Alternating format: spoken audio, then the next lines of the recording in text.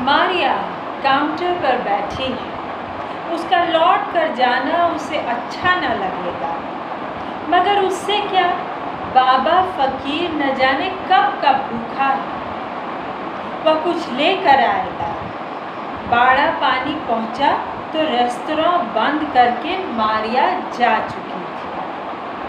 बिहारी दयाराम की जूता मरम्मत की दुकान सड़क किनारे ढकी पड़ी थी।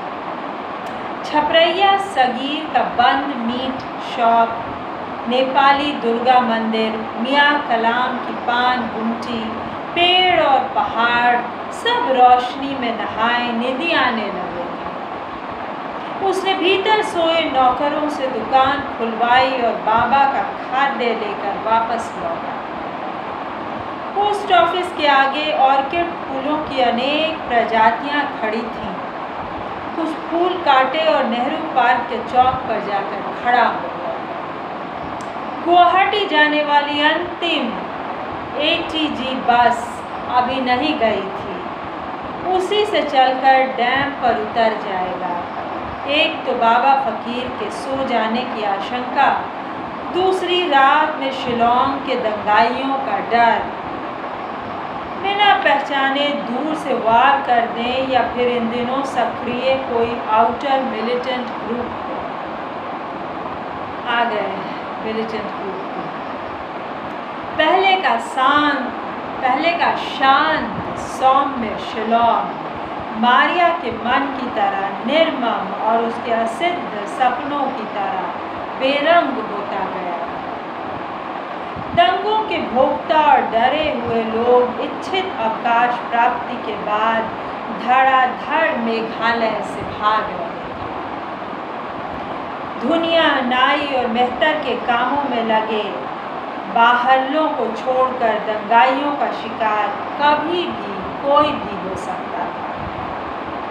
यहाँ की ताज़ा पीढ़ी आदिवासी औरतों के देह शोषण, बारहले व्यापारियों की आर्थिक नोच खसोट, नौकरियों से अपने बेदखल होते रहने के यथार्थ एवं अपनी प्राचीन संस्कृति और परंपरा के प्रदूषण के डर से सचेत हो रही थी।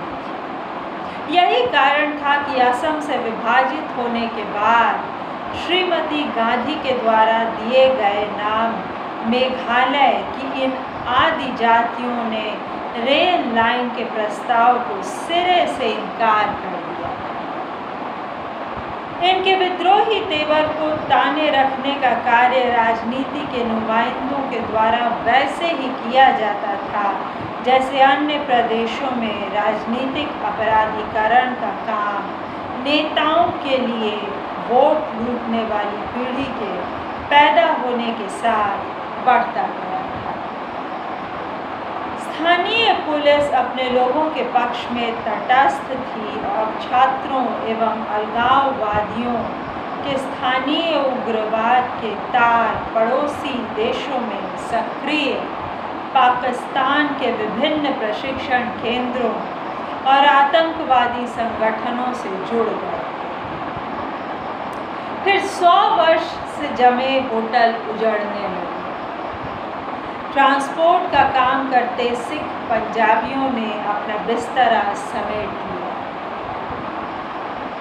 इन्हीं के झरनों का पानी, फेंटा हुआ दूध के व्यापार पर काबिज उत्तर प्रदेशी और बिहारी ग्वालों ने अपनी गायें ट्रकों में लाद दी। राज्य प्रशासन में इनकी यहूदी जिद से बढ़ते आरक्षण का असर था कि कार्यरत बाहरलों ने समय पूर्व अवकाश प्राप्ति के आवेदन अपने आप बढ़ा दिए थे। शिलोंग की शांति प्रियता मर गई थी। मेघालय के सदाबहार मौसम और बेमिसाल नैसर्गिक सौंदर्य पर रक्त के छींटे उग रहे थे। फिर भी बड़ा पानी का यह खासी रेस्तरां सबसे बाद तक खुला होता था। जब से मारिया काउंटर पर अधिक समय देने लगी थी, राजन पिल्ले की स्थानीय साख को तो जितना फर्क पड़ा हो, उससे अधिक उसने अपने को स्वयं असंपृक्त रखना शुरू कर दिया था। राजन डैम पर उतरा तो बाबा मस्त गा रहा था, ई दहिया है सूखी लकड़िया, आग लगत अरि जरी जाना, खिलौना मिट्टी का। डैम बनाने में जिन बड़े पत्थरों का उपयोग हुआ था, उनका ऊबड़ खाबड़पन उस पर चलने की सुविधा तो देता ही था, रास्ते को छोटा भी कर देता था। परंतु एक डर था कि जाने पत्थरों के बीच बनी जगहों में कोई नाग सांप छिपा बैठा। राजन ने टॉर्च की रोशनी की, कुछ भी ऐसा न दिखा। सब कहते हैं कि इन पहाड़ों के फूल में खुशबू नहीं होती, तो यहाँ के सांपों में विष भी नहीं होगा। पर मन में खटका उठा। लोग तो पहाड़ों के बाशिंदों को भी भोला ही कहते हैं, पर छले गए हैं तो किस कदर भोला होते गए। मारिया भी कितनी भोली थी, फिर किधर छला है उसने। पर आज उसके विष का वह मंत्र किससे मांगने जाएगा। वह पढ़ता रहा, कहीं कुछ होगा तो हो, मौत को क्या, एक बहाना ही तो चाहिए, चाहे सांप चाहे दंगाइयों से, मौत किसके रोके रुकी। अब वह बाबा फकीर के डेरे की चौड़ी जमीन पर खड़ा था। उसे बाबा फकीर के चुप होने का इंतजार करना होगा। इसके स्वर में कोई कंपन सा है। ये दहिया है कागज का पुतला, हवा लगत उड़ जाना, खिलौना मिट्टी का। आत्मा में राग हो तो स्वर में कैसे उतर आता है। जीवन की नश्वरता के मान में मृत्यु की कैसी शांति और करता। कितना माधुर्य है। बाबा फकीर, मृत्यु बाबा फकीर के पास जैसे शत्रु नहीं, सखी होकर बैठी। उसे डर होता तो बाबा फकीर क्या यहाँ रहता। हवा में अगरू धूप की एक कसैली सी गंध, बरामदे में जलती आग का धुआं, लकीरें छत से टकराकर बंटी हुई रस्सी की तरह आसमान में तन रही। कमरे में हिलती हुई धीमी रोशनी, विरह भुजंग तन बसे, मंत्र न लागे कोय, राम पियारा ना जिबे, जिबे तो बोरा हो। खजड़ी चुप हुई तो वह उठा। बाबा फकीर दीवार से टिक कर बैठा था। उसने कंबल पर पहले फूलों का गुच्छा रखा, फिर फल और बिस्किट के पैकेट। बाबा उठकर खड़ा हो गया। हाथ में धरे लाल धारियों का एक काला नागालैंडी शॉल खोलकर राजन को सर से पीठ तक ढक दिया। उसने डबडबाई आंखें ऊपर उठाई। बाबा फकीर के हाथ हवा में लहराए। अब पत्थर की अनगढ़ सीढ़ियाँ उतरता वह ICAR के हाइब्रिड मक्का के खेतों के बीच बनी पगडंडी की ओर बढ़ा। पहाड़ चढ़ता भरा ट्रक साइलेंसर से शोर कर रहा था। चीड़ के फलों में बैठा कीड़ा तेज आवाज में बोल रहा था, जैसे मैदानी इलाकों में शाम होते झिंगुरों का कोरस बजने लगता। वह पास आया तो घर रोशनी और शोर में डूबा था। पहले की बात होती तो करता, अब अचरज किसी बात पर नहीं। घर लोगों से खचाखच भरा था। मधु बहन रेबेका के साथ माइकल जैक्सन की किसी धुन पर नाच रही थी। सब नशे में धुत। मारिया भी लड़खड़ाने लगती है ऐसे में। नई तप्पम धारा, गले में रूपम पल्ली, झुमके, हाथों में चूड़ियाँ, जीप मेकअप, अब भी झाड़ पोंछ ले तो मारिया चमक उठती। पर 70 बरस की हूरें भी चमकती अच्छी लगेंगी क्या। उम्र की मर्यादाएं हैं। हर उम्र में हल्कापन मस्खरा ही तो बनाता है। उसने घर को न जाने क्यों एक बार गौर से देखा। आत्मा नहीं बसी इस घर में, देह बसती है। ये झूमर, फानूस, कीमती कालीन, डिज़ाइनर दरवाजे, खिड़कियाँ, इटालियन मार्बल को मुंह चढ़ाते फर्श के चमकते पत्थर, तीता चाप के फर्नीचर, पलंग, दीवान, टीक के टेबल, टी रूट के स्टूल्स, पशु और आदमी की अनेक मुद्राओं वाली जंगली लकड़ियाँ। कितना भटक कर राजन ने उगाहे, कितने माथापच्ची से उसे रंगों का संयोजन देकर दीवारों से जोड़ा। घर में आज रात उसके रहने की जगह नहीं। यह उसकी बड़ी बेटी की कुंवारी माँ बनने का जश्न है। वह 8 माह पहले एक दिन लौट कर नहीं आई, आज आई है। किसी से एक बच्चा चाहिए, किसी से कई बच्चे चाहिए। गिने हुए बिजली के खंभों में टंगी हुई लड़ियाँ, लगाए हुए वेपर बल्ब इस पथरीली ज़मीन पर कई बार डूब गिरे। आत्मा लहूलुहान होती है। राजन बेटी की बारातियों के पाँव में बिछाएगा अबरक, क्या हासिल, कुल जमा 0। ऐसे ही बड़ा बेटा मधु बाइक पर बिठाकर एक दिन एक लड़की को लाया और अपनी औरत कहकर होटल काउंटर पर खड़ा कर दिया। सब ऐसे ही आते हैं, सब ऐसे ही जाएंगे। इस घर में कहाँ जगह है राजन, कैसे रहेगा? अपने देश के कूड़ों के बीच जलता यम का दिया है। तू जलता है तो जल, बुझता है तो बुझ जा, किसे चाहिए तेरी रोशनी? उसने मारिया को देखा। न जाने कितनी बार अदरक उखड़वा कर, हल्दी रुकवा कर मिट्टी से लथपथ आया होगा राजन तो दरवाज़ा खोलते कैसे लपेटती थी मारिया। इस उड़कार विदेशी के साथ तेज मन का लबालब भरा जीवन जिया उसने, मगर तब भी चौंका देती थी जैसे पहरेदार की आवाज़ से रात का अंधेरा चौंकता है। वही न जागा तो कसूर किसका? अपने मादापन में डूबकर जब भी प्रसन्न होती उसकी देह, राजन के लिए वे सारी सुबह आलिशान होती। कोरमा, सीख कबाब, पनीर के sandwich, dry fruits, rolled chicken. वह पानी पर बर्फ, झील पर झुकते बादलों से दिन भर आजू बाजू लहराती फिरती। मगर जब भी कोई रात बेकार बह जाती, मारिया बीहड़ वीरान रेत के टीलों में बदल जाती। उड़ती आँख मुँह मन में किनकिनाती रहती।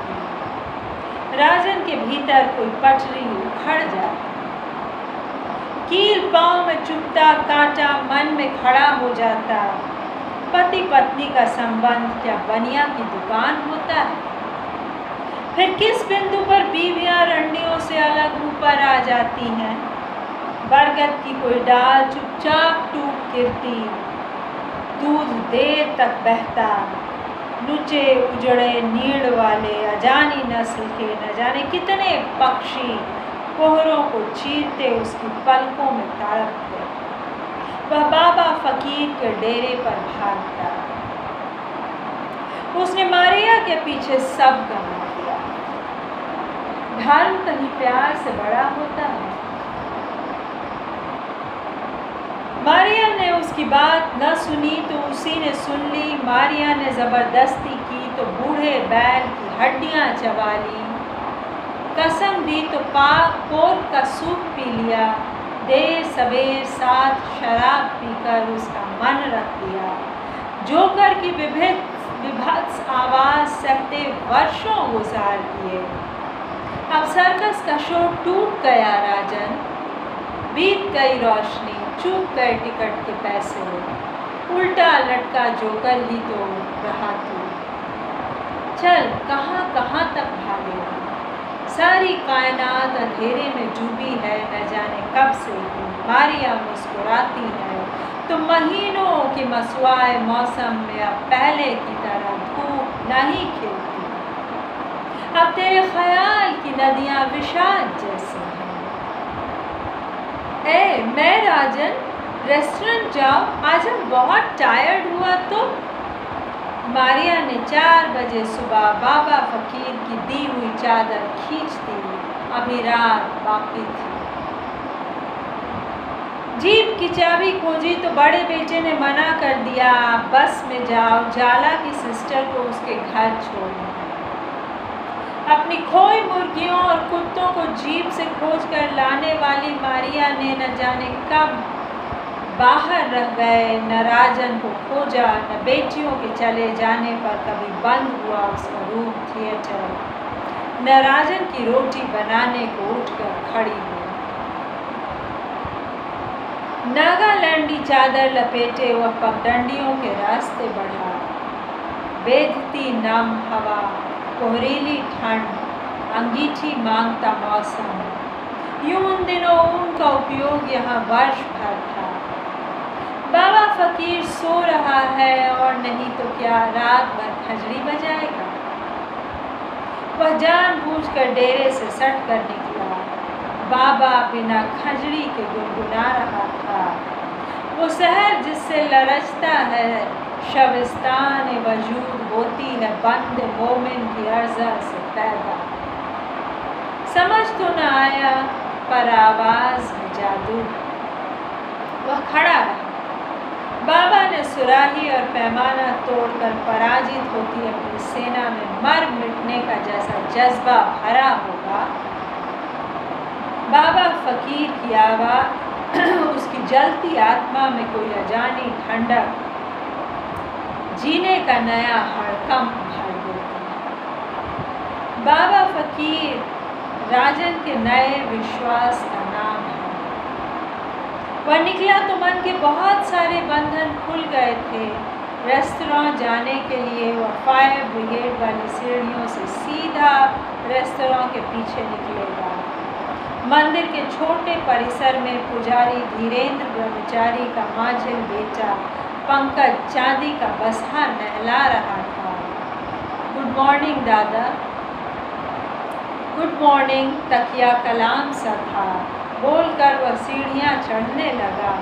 बसहा नहा रहा है तो शिवजी दंगे में मरे लोगों की गिनती करने क्या पैदल गए होंगे। वह मुस्कुराता हुआ आगे बढ़ा। आज काम पर आएंगे मजदूर तो उनके साथ देर तक बैठेगा। इन मजदूरों ने उसके घर में, खेती में महीनों काम किया। इन्होंने फ़ोन के तार बिछाए हैं, ये सब बाहरी हैं, उड़कार। इन्होंने बिजली के खंभे गाड़े हैं, कच्ची पगडंडियों को कंक्रीट की सड़कों में बदला है, गिरजा की दीवारें उठाई हैं, अनाथाश्रम के स्तंभ खड़े किए हैं, दुकानें बनाई हैं। ये विदेशी उनकी ठेकेदारी में घर बनाते रहे हैं, मिशनरीज़ के स्कूल अस्पताल बनाए हैं।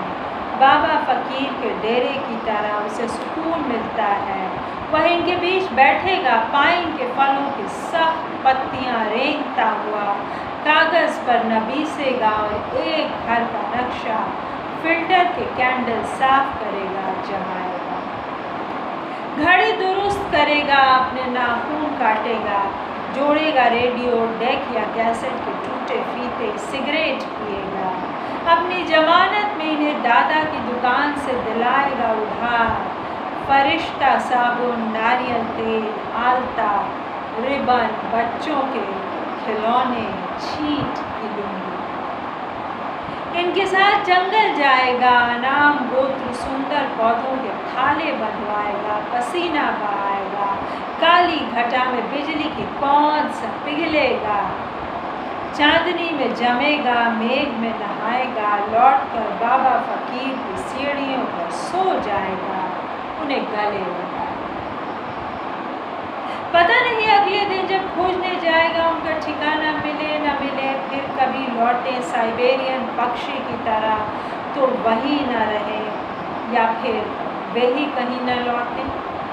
सरेआम बिना दोषी पिट जाते हैं मजदूर। पहले तो ऐसा नहीं था। कैसे कैसे बदलती चली जाती हैं चीज़ें, विकास की तरफ नहीं, तूफान से। अब तो किसी ने कभी पूछ दिया तुम्हारा घर कहाँ है राजन, तो क्या कहेगा? तुमने क्या किया था कि मारिया ने तेरा संसार ही उलट दिया? अंतिम बेटी यास्मीन को पोलियो का टीका लगवाने राजन मारिया के साथ शिलोंग जाता है। मारिया भरी सिटी बस में छाती उघाड़कर दूध पिलाने लगती है। जब जैनसम का सिरा पकड़कर खींच देता, तोप देता उसकी छाती, तो मारिया झनक जाती। पागल है ना क्या तू? कोई देखने से भी क्या देखेगा? वह किसी अजनबी से तंबाकू मांग लेती। राजन रोकता, मत मांग मारिया, ला मैं चुना कर खिलाता हूँ तुझे। वह बिगड़ जाती। भरी बस में कच्ची कसैली के छिलके से अपने दांत रगड़ने लगती। राजन मना करता और वह आपे से बाहर।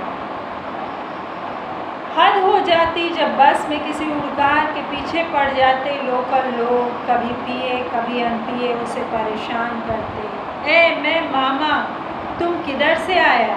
इधर में बैठा ना क्या? मुंह से निकलती दुर्गंध का भभाका न बर्दाश्त होता तो उड़कार मुंह फेर लेता।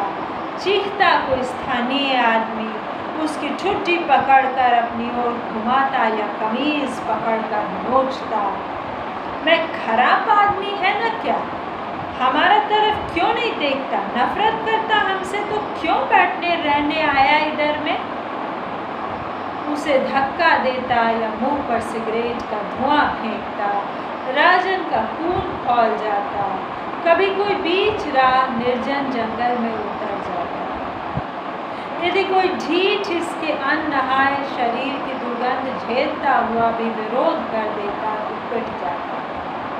राजन उठकर खड़ा हो जाता। अनजान से क्या बैन है? क्यों दादागिरी करता तुम लोग? उठाकर बाहर फेंकता। उघड़ी छाती लिए उठ जाती मारिया। ए मैं राजन, ये अजनबी तुम्हारा रिश्तेदार है ना क्या? तू कोई गांव बूढ़ा है ना क्या उम्यान का कि झगड़ा का फैसला करेगा? राजन अजनबी के साथ उतर जाता। मारिया अकेली चली जाती। लड़ाइयाँ महीनों तनी रहती। दुख राजन ही झेलता। न मिलते चाय के स्नैक्स, दही की कटोरी नदारद। कभी आता तो खाना खत्म, पर वह पक्ष धरता नहीं छोड़ पाता। न बात करती भी मारिया बच्चों से कहलवा भेजती। फ़ोन का बिल जमा करना है, सब दिन फ़ोन में ताला, गैस ले आओ राजन। राजन बाज़ार से सब्ज़ी ले लो करने से रात को आयरन कर देना कपड़े धुल गए हैं। पर घर की दीवारें बहरी हो गई हैं। अपनी ही औलादें गूंगी। अपनी विडंबनाओं पर हंसता राजन। हम बयाबा में हैं, घर में बहार। राजन तुमने बहेलियों की तरह निर्दोष पंछी के काटे होंगे। जरूर कभी न कभी उजाड़ा होगा उनका घोंसला। सोए पौधों की जड़ें रेती होंगी या चींटियों के खोते में लगाई होगी आग। बरसों बरस एक तरफा सताया होगा किसी को या झूठी अफवाह से किसी की आत्मा में सुराख किया होगा। मजूरी मारी होगी या पीड़ा दी होगी निर्दोष को। गरीबों की आह बटोरी होगी, पता नहीं कभी का याद तो नहीं आता। फिर क्यों तेरी अपनी बनाई दीवारें बहरी हो गई? तेरा जीवन कटीले दरख्त की जड़ में खाद हो गया। लोह सियान का गोहरा हुआ है।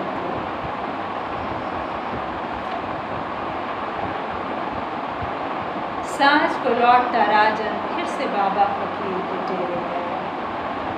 वह जाते ही कलेजे में कुछ रेंगता है। न जाने किन आदिम यादों की महक अपने ही भीतर से फूकती है। पतझड़ में बसंत, सूखे में बारिश की महक आती है। बाबा फकीर दवा फूट रहा था। दम दम बाबा बोलता न छूता है किसी की देह पर। आज उसकी बाँह पकड़ ली। सुन बेटा, कुछ पैसे पड़े हैं, अगले माह एक फिक्स पूरा हो जाए।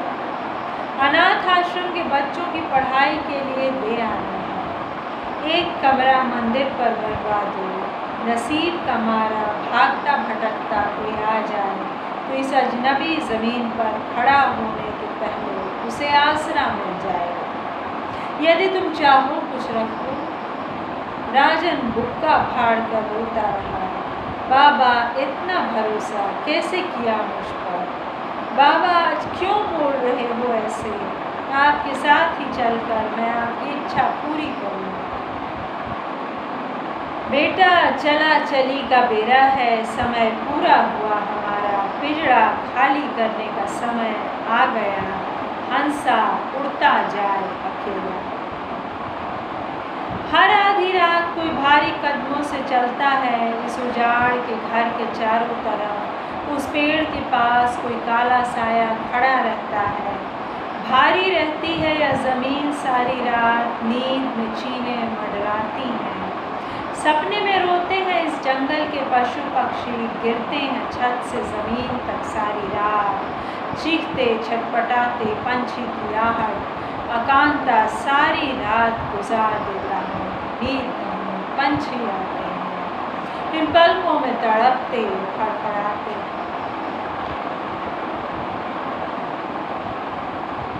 राजन का सारा वजूद कान में बदल गया, सारी चेतना आँख में खिल गई। न जाने कब जाना पड़े तो सारा धन किसी गलत हाथ में पड़ जाएगा। सो बेटा, कर लो यह काम। जहाँ जहाँ ज़मीन पर दुख है वही वही अपना पाओ। एक अकेले दुख ने पूछा, एक अकेले दुख से पूछा, तू भी अपनी ज़मीन बदल ले बेटा, अधिक मोह मारता है। मन मान कर ही बचाई जाती है खुशबू।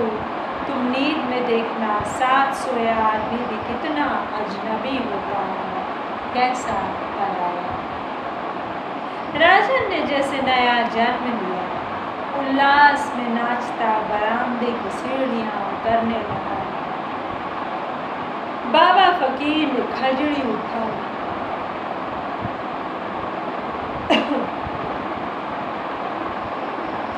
कोरोना की शाम है दोस्तों, और